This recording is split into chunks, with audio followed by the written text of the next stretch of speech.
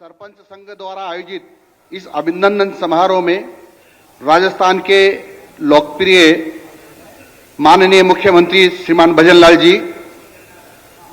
माननीय विधायकगण श्री वर्मा जी, श्री गौतम जी, पंचायत राज विभाग के शासन सचिव श्री जोगाराम जी, सरपंच संघ के प्रदेश अध्यक्ष श्री बंशीधर जी गढ़वाल साहब, सम्मानित मंच, उपस्थित यहां सभी प्रशासक व सरपंच बंधु और भगिनी और भाई और बहनों, मैं आज आप सबको देवनारायण भगवान की जो जयंती है उसकी शुभकामनाएं देता हूं और भगवान से प्रार्थना करता हूं कि आप जब दूसरी बार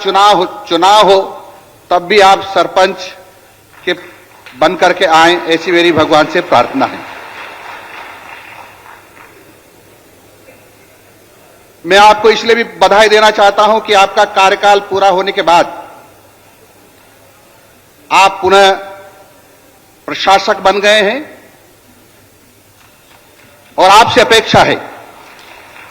कि जिस प्रकार से आप निरंतर काम कर रहे थे उससे दुगनी गति से काम करें, क्योंकि जनता को आपसे काफी अपेक्षा है। और मैं आपकी तरफ से माननीय मुख्यमंत्री जी का भी आभार व्यक्त करना चाहता हूं कि आपने इन सब सरपंचों का कार्यकाल समाप्त होने के उपरांत आज सबको प्रशासक बना दिया है। आपकी बहुत बड़ी जिम्मेदारी है, क्योंकि आप सरकार की प्रथम कड़ी हैं, ग्रामीण सरकार की प्रथम सीढ़ी हैं और आप सब लोगों से अपेक्षा रखते छोटे छोटे लोग, क्योंकि माननीय विधायकगण सब गांव में एक साथ नहीं जा सकते, लेकिन आप हमेशा उनके समक्ष उपलब्ध रहते हैं, सामने रहते हैं, इसलिए हर बात की परेशानी की, हर विकास की आपसे ही चर्चा करते हैं और राजस्थान सरकार की जितनी भी योजनाएं होती हैं वो आपके माध्यम से जनता तक पहुंचती है। इसलिए आपसे सरकार ये भी अपेक्षा करती है कि आप सरकार की योजनाओं को पूरी ताकत के साथ, पूरी ईमानदारी के साथ और तेज गति से उन तक पहुंचाने का प्रयास करते रहे, ऐसी अपेक्षा है। मैं आपसे माननीय मुख्यमंत्री जी, माननीय प्रधानमंत्री से आपने चर्चा करके प्रधानमंत्री आवास योजना का पोर्टल भी खुलवा दिया है, तो खाद्य सुरक्षा का पोर्टल भी खुलवा दिया है और राजस्थान में जितने खाद्य सुरक्षा के पात्र लोग हैं और प्रधानमंत्री आवास योजना के जो छूटे हुए पात्र लोग हैं वो सब आपको बधाई दे रहे हैं और दुआएं दे रहे हैं, क्योंकि उनके काफी वर्षों से जो उनको इंतजार था तो उनका इंतजार खत्म हुआ। अब सब लोग इन सरपंच गणों के माध्यम से, प्रशासक गणों के माध्यम से उस पोर्टल पर अपना आवेदन लोड करेंगे ताकि उनको खाद्य सुरक्षा का लाभ भी मिल सके और प्रधानमंत्री आवास योजना का लाभ भी मिल सके। मैं आपको बधाई देना चाहता हूं मुख्यमंत्री जी कि आपने लाडो योजना प्रारंभ की है। ये लाडो योजना है जो कहीं भी अपनी बेटी पैदा होती है तो उसके जन्म होते ही आप 1 लाख रुपए का संकल्प पत्र उपलब्ध करवाते हैं, ताकि उनसे कुछ किस्तों में और 21 वर्ष की हो तब तक आप 1 लाख रुपए उस बच्ची के खाते में पहुंचाते हैं, जिसका उसका लालन पालन भी ठीक प्रकार से हो सके और पढ़ाई लिखाई करके भी वो आगे बढ़ सके। इसलिए भी राजस्थान की जनता आपको बधाई भी दे रही है और आभार व्यक्त भी कर रहे हैं। मैं सभी सरपंच गणों से और सभी प्रशासक गणों से मैं अपेक्षा करता हूं कि जो माननीय प्रधानमंत्री जी की और माननीय मुख्यमंत्री जी की इच्छा है कि राजस्थान, हमारा ग्रामीण राजस्थान रोज साफ हो,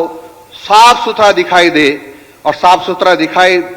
देने में आपकी अहम भूमिका है। मैं आपसे निवेदन करता हूं कि सरकार पर्याप्त धनराशि उपलब्ध करवा रही है। फाइनेंस कमीशन का जितना पैसा आता है उसका लगभग 40% राशि आपको सफाई व्यवस्था के लिए देती है और इसलिए आपको जो कठिनाइयां थी पहले, और वो कठिनाई ये थी कि आपकी बीएसआर रेट तय नहीं थी,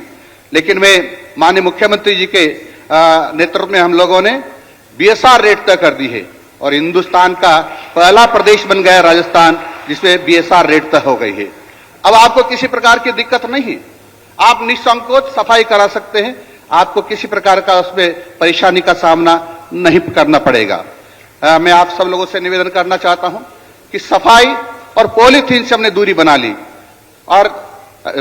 गंदगी और पॉलीथीन से दूरी बना ली, तो मैं आपको आश्वस्त कर सकता हूं कि हम राजस्थान की बहुत बड़ी सेवा करेंगे कि पॉलीथीन के कारण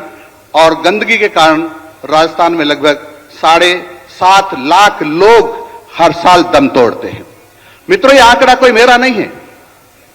यह विश्व स्वास्थ्य संगठन का आंकड़ा है कि हिंदुस्तान भर में 1.5 करोड़ लोग गंदगी की वजह से और पॉलीथीन की वजह से दम तोड़ते हैं। कि पॉलीथीन गोमाता खा जाती है तो वो मर जाती है, पॉलीथीन को जला देते हैं तो मीथेन जैसी गैस निकलती है, और जो गंदगी जहां होती है वहां पर कार्बन डाइऑक्साइड का उत्सर्जन ज्यादा होता है, और जहां कार्बन डाइऑक्साइड का उत्सर्जन ज्यादा होता है तो वहां ऑक्सीजन की कमी हो जाती है। ऑक्सीजन की कमी कार्बन डाइऑक्साइड की अधिकता कार्बन मोनोऑक्साइड का निर्माण करती है, और मीथेन और कार्बन मोनोऑक्साइड जैसी गैसें जब वायुमंडल में घूमती है, श्वास के माध्यम से हमारे शरीर में पहुंचती है और हमको अनेक प्रकार की बीमारियां होती है। जब हम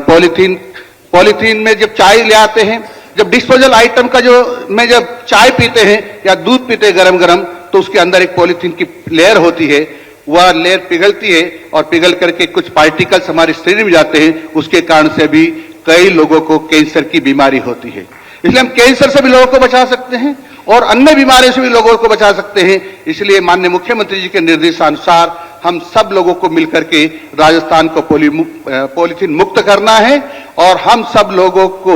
राजस्थान को रोज साफ करके हमको राजस्थान के